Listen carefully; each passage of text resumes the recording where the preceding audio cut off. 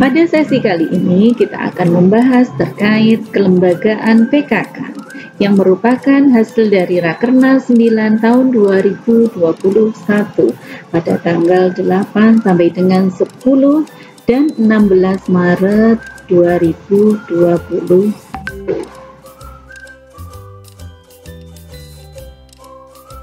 Kelembagaan PKK dan pengelolaan gerakan PKK merupakan gerakan yang tumbuh dari kelompok-kelompok PKK.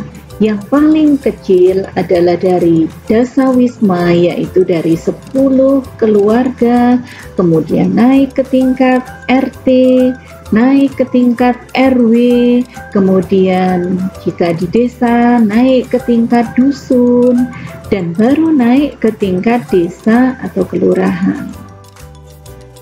Kemudian dari desa atau kelurahan, kecamatan, kemudian kabupaten atau kota, provinsi, dan gerakan PKK ini secara terpusat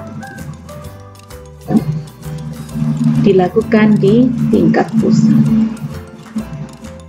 Kemudian susunan kepengurusan TPPKK mulai dari tingkat pusat, yaitu yang pertama ketua umum, sekretaris umum, kemudian ketua 1, 2, 3, dan 4, kemudian sekretaris 1, 2, 3, dan 4, bendahara ada 2, yaitu bendahara 1 dan 2, kemudian kelompok kerja terdiri dari pokja 1, 2, 3, dan 4. Di mana dari masing-masing kelompok kerja atau pokja ini terdiri dari ketua, wakil ketua, sekretaris, anggota, dan yang terakhir di TPPKK pusat ada staf ahli. Kita ketahui bersama bahwa pokja 1-4 ini merupakan breakdown dari 10 program pokok PKK itu sendiri. Kemudian di tingkat provinsi tidak berbeda jauh dengan yang ada di tingkat pusat. Hanya saja di sini yang berbeda adalah pada sekretaris, di situ adalah sekretaris 1 dan 2. Di tingkat pusat yang ada hanya sekretaris umum. Kemudian untuk ketua pun sama, 1 sampai 4. Kemudian untuk sekretaris, untuk bendahara cukup 1 yang ada di tingkat provinsi, sementara yang ada di pusat ada 2. Kemudian kelompok kerja 1-4 sama seperti yang ada di pusat, dan juga ada staf ahli di tingkat provinsi. Kemudian susunan kepengurusan TPPKK kabupaten kota juga hampir sama dengan yang ada di tingkat provinsi secara keseluruhan, dan juga ada staf ahli. Kemudian susunan kepengurusan TPPKK desa dan atau kecamatan, desa, kelurahan atau kecamatan juga sama, terdiri dari ketua, kemudian wakil ketua, sekretaris, bendahara, kelompok kerja 1-4. Kemudian masing-masing kelompok terdiri dari ketua, wakil ketua, sekretaris, dan anggota. Di mana pada tingkat kabupaten kota sampai dengan pusat tidak ada wakil ketua, namun pada TPPKK tingkat kecamatan, desa, garing kelurahan ada wakil ketua. Kemudian kriteria pengurus TPPKK warga negara Indonesia. Kemudian yang kedua, beriman dan bertakwa kepada Tuhan Yang Maha Esa, menjunjung tinggi Pancasila dan Undang-Undang Dasar 1945 serta Bhinneka Tunggal Ika. Kemudian yang keempat, berpendidikan paling rendah sekolah menengah pertama atau SMP atau sederajat. Kemudian yang kelima, sehat jasmani dan rohani. Yang keenam, memiliki kemampuan, kemauan, dan waktu serta dapat melaksanakan tugasnya secara profesional dan bertanggung jawab. Yang ketujuh, mempunyai loyalitas dan integritas yang tinggi. Kemudian Pengangkatan dan pelantikan Ketua Umum dan Ketua TP-PKK Daerah. Yang pertama, Ketua Umum TP-PKK ditetapkan oleh Menteri Dalam Negeri dan dilantik oleh pelindung utama atau pelindung utama dapat mendelegasikan kepada Ketua Pembina. Ketua TP-PKK Provinsi ditetapkan dan dilantik oleh Ketua Umum TP-PKK dan dikukuhkan oleh Gubernur selaku Ketua Pembina TP-PKK Provinsi. Kemudian, Ketua TP-PKK Kabupaten Kota ditetapkan dan dilantik oleh Ketua TP-PKK Provinsi dan dikukuhkan oleh Bupati atau Wali Kota selaku Ketua Pembina TP-PKK Kabupaten atau Kota. Kemudian yang keempat, Ketua TP-PKK Kecamatan ditetapkan dan dilantik oleh Ketua TP-PKK Kabupaten atau Kota dan dikukuhkan oleh Camat selaku Ketua Pembina TP-PKK Kecamatan. Ketua TP-PKK Desa Garing Kelurahan ditetapkan dan dilantik oleh Ketua TP-PKK Kecamatan dan dikukuhkan oleh Kepala Desa Garing Lurah selaku Ketua Pembina TP-PKK Desa atau Kelurahan. Kemudian, pengangkatan dan pelantikan pengurus setelah dilantik Ketua Umum dan Ketua TP-PKK Daerah, maka akan diangkat dan dilantik pengurus. Pengurus TP-PKK Pusat ditetapkan dengan keputusan Menteri Dalam Negeri dan dilantik oleh Menteri Dalam Negeri selaku Pembina TP-PKK Pusat. Pengurus TP-PKK Provinsi ditetapkan dengan keputusan Gubernur dan dilantik oleh Gubernur selaku Ketua Pembina TP-PKK Provinsi. Kemudian pengurus TP-PKK Kabupaten atau Kota ditetapkan dengan keputusan Bupati atau Wali Kota dan dilantik oleh Bupati atau Wali Kota selaku Ketua Pembina TP-PKK Kabupaten Kota. Kemudian yang keempat, pengurus TP-PKK Kecamatan ditetapkan dengan keputusan Bupati atau Wali Kota yang ditandatangani Camat atas nama Bupati atau Wali Kota dan dilantik oleh Camat selaku Ketua Pembina TP-PKK Kecamatan atas nama Bupati atau Wali Kota.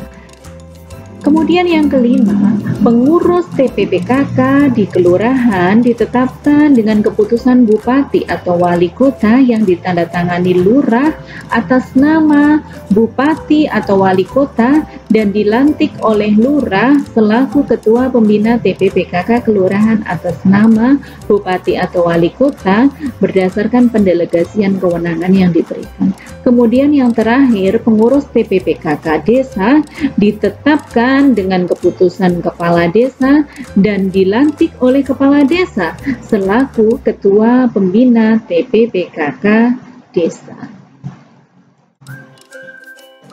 Tata cara pelantikan, pengukuhan, dan serah terima yang ada di pusat.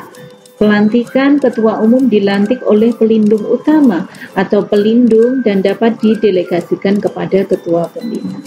Kemudian, naskah pelantikan ditandatangani oleh pelindung utama atau pelindung dan dapat didelegasikan kepada Ketua Pembina. Serah terima dari Ketua Umum TP-PKK yang lama kepada Ketua Umum TP-PKK yang baru dilaksanakan setelah pelantikan. Naskah serah terima ditandatangani oleh Ketua Umum TP-PKK yang lama dan Ketua Umum TP-PKK yang baru serta diketahui oleh Ketua Pembina. Di daerah, pelantikan dan pengukuhan Ketua TP-PKK Provinsi, Kabupaten, Kota, Kecamatan, atau Desa, atau Kelurahan dilantik oleh Ketua Umum atau Ketua TP-PKK tingkat di atasnya.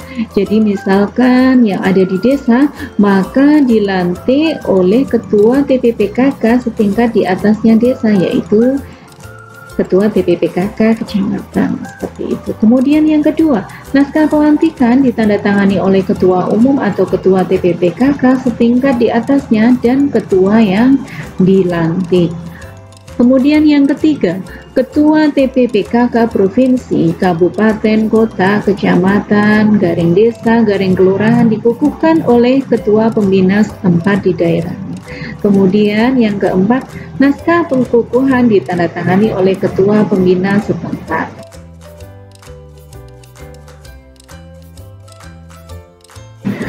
Selanjutnya, untuk kesinambungan pengelolaan gerakan PKK dalam penyusunan kepengurusan TPPKK yang baru dapat mempertahankan pengurus yang lama dengan mempertimbangkan kebutuhan sumber daya manusia organisasi. Kemudian dalam hal apabila Menteri Dalam Negeri garing Gubernur, garing Bupati, garing Wali Kota, garing Camat, garing Kepala Desa, garing Lurah, selaku Ketua Pembina TPPKK memiliki istri lebih dari satu, maka yang menjadi Ketua TPPKK adalah istri yang diusulkan oleh yang bersangkutan. Selanjutnya, selain ada ketua umum, ketua TPPKK, dan pengurus TPPKK, juga ada kelompok-kelompok PKK. Yang pertama, kelompok PKK dusun garing lingkungan di setiap wilayah dusun garing lingkungan. Kemudian yang kedua, kelompok PKK RW di wilayah RW, kelompok PKK RT di wilayah RT, kelompok dasawisma berada di lingkungan tempat tinggal penduduk dalam wilayah RT yang terdiri atas masing-masing 10-20 rumah atau disesuaikan dengan situasi dan kondisi setempat. Kelompok-kelompok PKK dibentuk dengan keputusan Kepala Desa garing Lurah selaku Ketua Pembina TPPKK Desa garing Kelurahan. Kemudian ketua kelompok dipilih oleh anggota kelompok secara musyawarah dan mufakat. Dan selain kelompok-kelompok PKK juga ada kader PKK, di mana kader PKK adalah seseorang yang mampu dan memahami serta melaksanakan 10 program pokok PKK. Terdiri dari kader PKK terlatih dan kader PKK yang belum terlatih. Disinilah Bapak Ibu kita telah membahas terkait kelembagaan PKK yang dimana kedudukannya sangat penting sekali dalam upaya untuk mewujudkan kesejahteraan keluarga. Karena tidak bisa gerakan PKK ini dilaksanakan oleh individu sendiri-sendiri, tapi harus dengan dijadikan satu dalam sebuah wadah, yaitu lembaga itu sendiri, sehingga terorganisir dan sistematis. Demikian Bapak Ibu, terima kasih telah menyimak presentasi dari kami. Semoga bermanfaat untuk Bapak Ibu semuanya. Terima kasih atas segala perhatian dan mohon maaf atas segala kekurangan. Wassalamualaikum warahmatullahi wabarakatuh.